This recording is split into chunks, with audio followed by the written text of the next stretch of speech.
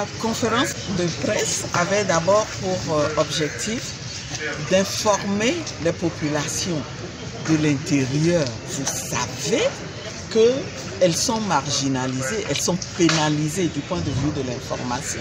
Elles ne savent pas ce qui se passe et on peut même affirmer que tout est fait pour les maintenir comme ça dans l'ignorance et pouvoir les manipuler. Nous avons dit, nous organisons tout le temps des conférences de presse à Lomé. Il faut maintenant qu'on décentralise les choses pour que nos frères et sœurs de l'intérieur aussi puissent avoir des informations de première main sur la situation du Togo. Donc, le contenu concernait la situation socio-politique et économique du Togo, où tout va mal avec ce régime qui veut se maintenir coûte que coûte à la tête du pays, en continuant à violer les droits de l'homme, en continuant à piller les ressources.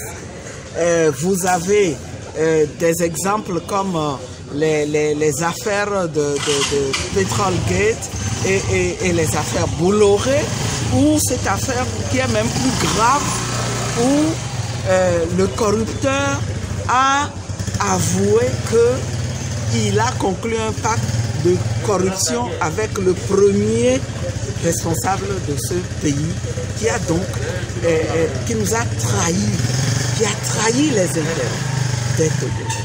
Donc tout va mal, non seulement on pille, mais en plus on veut soutirer, on ne rate aucune occasion pour soutirer les petits sous qui nous restent dans nos poches. Et c'est ça qui illustre la question des frais de péage qui ont été augmentés et puis étendus à une catégorie d'usagers de la route qui nulle part n'a été impliqué. Dans aucun pays, moi je n'ai jamais entendu dire que les gens qui sont en moto, qu'ils doivent payer au péage. Au contraire, on aménage un passage pour eux et ils sont. Donc, c'est une situation qui va de mal en pis et qui pourrait amener les populations à se demander est-ce que ça vaut la peine de continuer à se battre encore? Et nous leur disons à travers cette conférence de presse, non, surtout ne vous laissez pas aller, restez éveillés.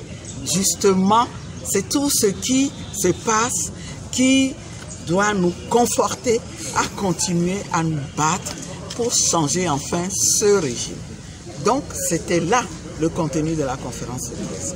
Maintenant, à côté de la conférence de presse, nous avons invité nos responsables locaux DMK à venir d'abord assister à la conférence et ensuite à faire une séance de travail avec nous pour que nous puissions leur donner des orientations claires pour continuer de manière permanente au niveau local à faire le travail de sensibilisation et de mobilisation. C'est tout. Et vous conviendrez avec moi que ça n'a rien d'illégal, de subversif. Alors, est-ce qu'on devrait avoir des problèmes avec ça? Voilà.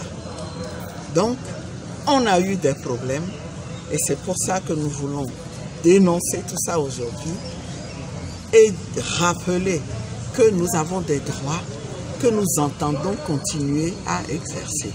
Rappeler que notre République est une et indivisible. Rappeler qu'il ne saurait y avoir des villes qui bénéficieraient d'un statut particulier. Pourquoi on ne peut pas rentrer dans Kara pour y mener les activités qu'on a menées malgré les intimidations qu'on a quand même menées à Sokodé et à Bassa? Pourquoi? Pourquoi? Kara aurait un statut particulier?